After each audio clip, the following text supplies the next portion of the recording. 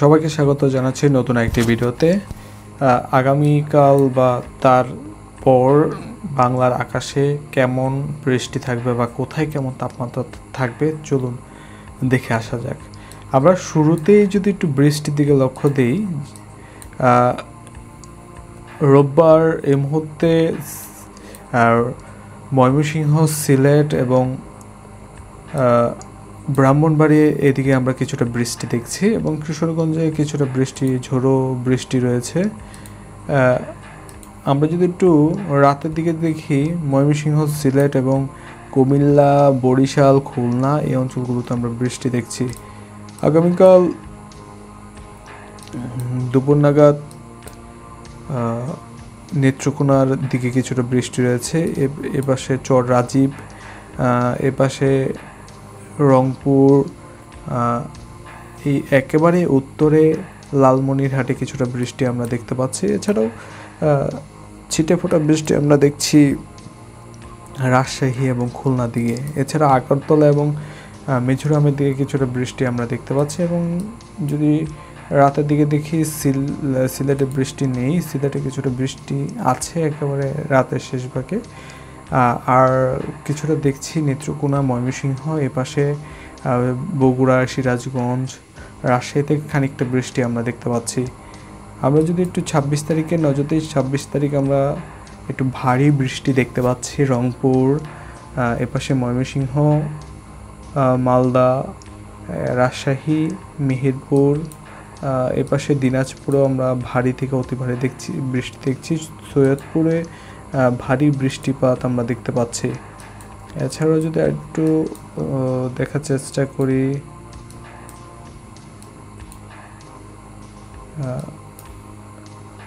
আগামী সোমবার কিন্তু বাংলাদেশের মোটামুটি সকল জেলাতেই আমরা কিছুটা বৃষ্টি দেখছি, বিশেষ করে সিলেট, ময়মনসিংহ, ঢাকা, এপাশে মেহেরপুর, ফরিদপুর, সাতক্ষীরা, পাবনা, এই দিকে যদি দেখি খুলনা, এই অঞ্চলগুলোতে কিন্তু কিছুটা বৃষ্টি থাকছে।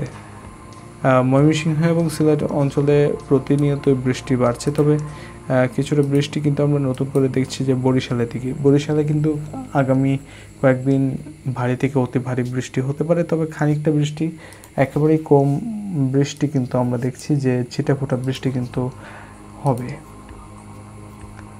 এছাড়াও 26 তারিখ তেমন কোনো বৃষ্টি রংপুর ছাড়া কিন্তু আর কোথাও দেখছি না। রংপুরে 27 তারিখ রংপুরে বৃষ্টি রয়েছে এবং ঢাকায় খানিকটা বৃষ্টি থাকবে। এছাড়াও 26 তারিখ আকাশ একেবারে পরিষ্কার দেখা যাচ্ছে চিটাগাং, বরিশালের দিকটাতে ছাড়া। 28 তারিখ যদি দেখি, 28 তারিখ ঢাকায় বৃষ্টি রয়েছে, ঢাকায় বজ্র বৃষ্টি থাকছে। এছাড়া যদি একটু দেখি,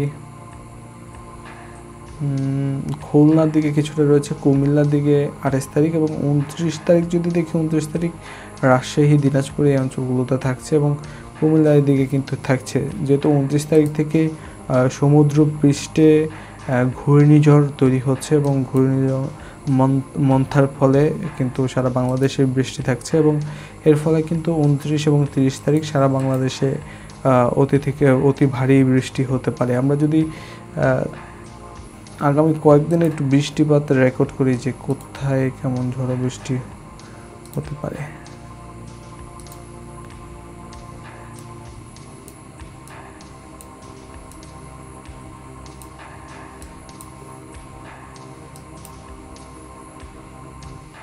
আগামী কয়েকদিন ভারী বৃষ্টি কিছুটা আমরা রংপুরের দিকে দেখছি, 177 মিলিমিটার, দুঃখিত 187 মিলিমিটার। এছাড়াও যদি একেবারে উত্তরে যাই, উত্তরে দেখি লালমনিরহাটে 173 মিলিমিটার, এপাশে সৈয়দপুরে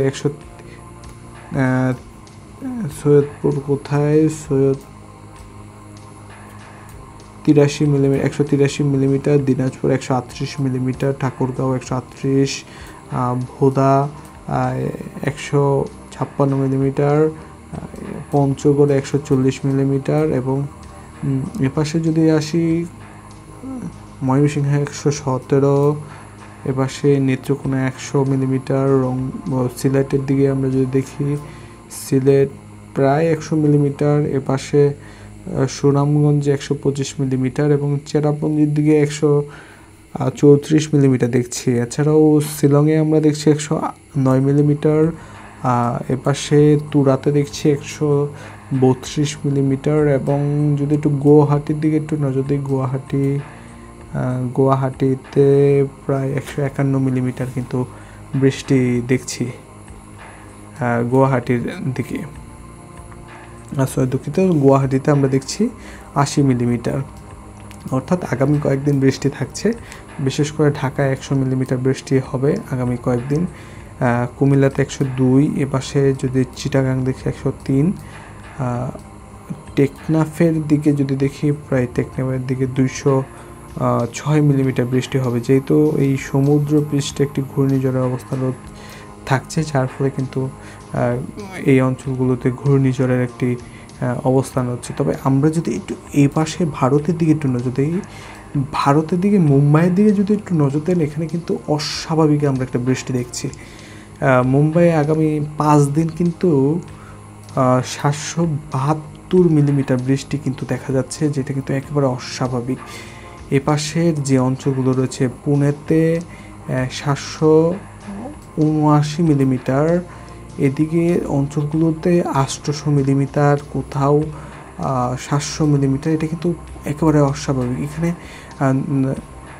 900 মিলিমিটার বৃষ্টি দেখছি, এখানে 1000 মিলিমিটার বৃষ্টি দেখছি। অর্থাৎ এই যে অঞ্চলগুলো রয়েছে এখানে কিন্তু অতি ভারী, অর্থাৎ একেবারে যে অতি ভারী বৃষ্টি রয়েছে, সেই অতি ভারী বৃষ্টি কিন্তু এই আরব সাগরের পৃষ্ঠের যে অঞ্চলগুলো রয়েছে, আরব সাগরের অর্থাৎ ভারতের যে অঞ্চলগুলো রয়েছে, এই অঞ্চলগুলোতে কিন্তু অতি ভারী থেকে একেবারে ভারী, অর্থাৎ এই অঞ্চলগুলোতে কিন্তু আকাশ ভেঙে মেঘ যে নামার যে একটি কথা বলছি, সেই আকাশ ভেঙে মেঘ নামতে পারে। আপনি দেখছেন যে আসলে এই অঞ্চলের রংটা একদম পুরো গাঢ় হয়ে গেছে, কালো হয়ে গেছে, যার ফলে দেখাচ্ছে যে এখানে অতি ভারী বৃষ্টি কিন্তু হতে পারে, যার ফলে কিন্তু এই অঞ্চলগুলোতে জলবদ্ধতা চরম আকার ধারণ করতে পারে এবং মানুষের মধ্যে কিন্তু চরম একটি দুর্ভোগ নেমে আসতে পারে।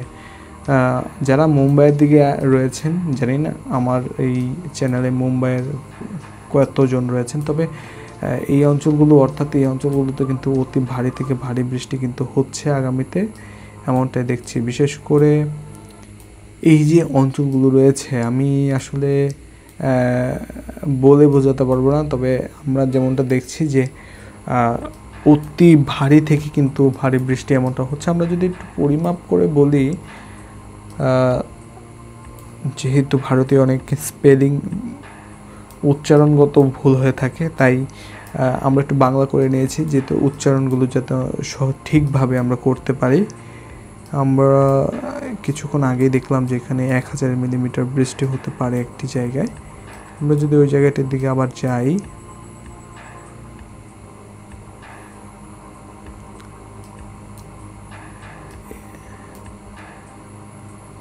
এই যে এই স্থানটিতে, অর্থাৎ রত্নগিরির পাশাপাশি যে মাকজান একটি জায়গা রয়েছে ভারতের উপকূলীয় অঞ্চল, সেখানে কিন্তু 1029 মিলিমিটার বৃষ্টি কিন্তু দেখাচ্ছে। অর্থাৎ এই যে অঞ্চলগুলো রয়েছে সবগুলো অঞ্চলেই কিন্তু ভারী থেকে অতি ভারী বৃষ্টি থাকবে।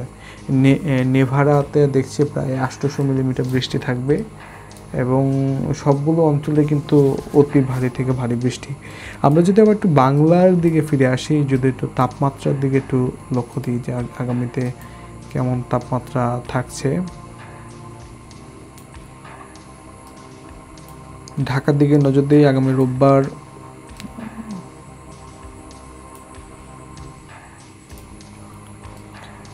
ঢাকায় 30 ডিগ্রি সেলসিয়াস তাপমাত্রা দেখছি, কুমিল্লা 30 ডিগ্রি, চিটাগাং 30, রাজশাহী 30, রংপুর 30, ময়মনসিংহ 30 এবং সিলেট 31 দেখছি। অর্থাৎ খুলনা 32 এবং বরিশালের দিকে আমরা 30 ডিগ্রি সেলসিয়াস দেখছি। অর্থাৎ তাপমাত্রা কিন্তু আগামী কয়েকদিন আমরা কমই দেখছি। আমরা যদি সোমবার 26 তারিখ একটু নজর দেই।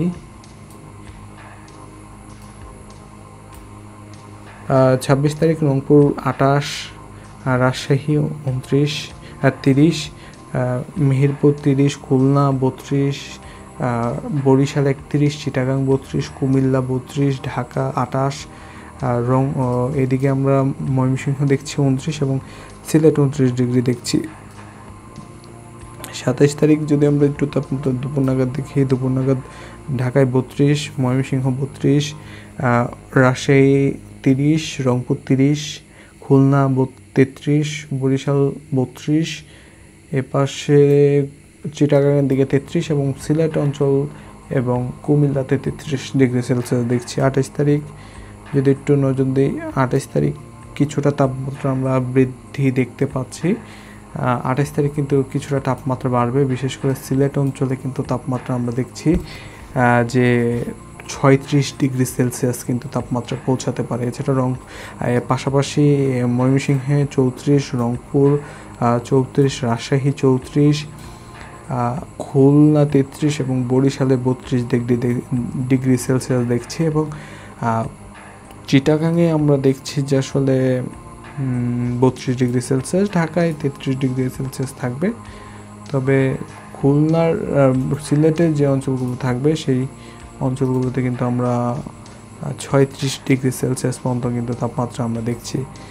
এর পাশে যদি আমরা একটু রাজশাহীর দিকে একটু নজর দিই, যেখানে সবচেয়ে বেশি তাপমাত্রা থাকে, সেখানেও কিন্তু আমরা দেখছি যে 34 থেকে 35 ডিগ্রি সেলসিয়াসের মধ্যে কিন্তু তাপমাত্রা থাকবে। 29 তারিখ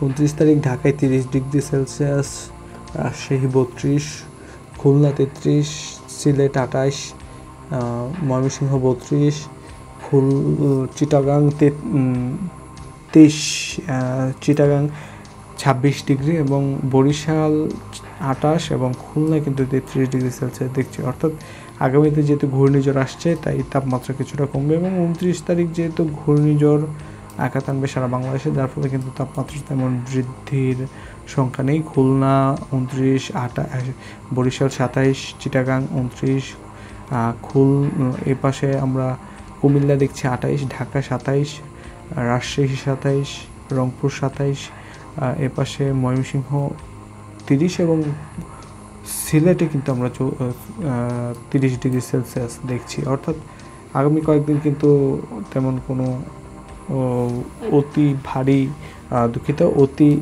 তীব্র তাপদাহ কিন্তু আমরা তেমন একটা লক্ষ্য করছি না। তবে 30 তারিখের পর অর্থাৎ 28 তারিখ থেকে 8 তারিখ পর্যন্ত একটি ভারী বৃষ্টিপাতের একটি সম্ভাবনা রয়েছে, যার ফলে এই যে অঞ্চলগুলো রয়েছে অর্থাৎ পাহাড়ি সীমান্তবর্তী অঞ্চলগুলো থেকে আবারও নতুন করে কিন্তু পাহাড়ি ঢল বন্যার দেখা দিতে পারে। তো সেই ভিডিও নিয়ে আমরা পরবর্তীতে হয়তো যুক্ত হব, ততক্ষণ আমাদের সঙ্গেই থাকুন।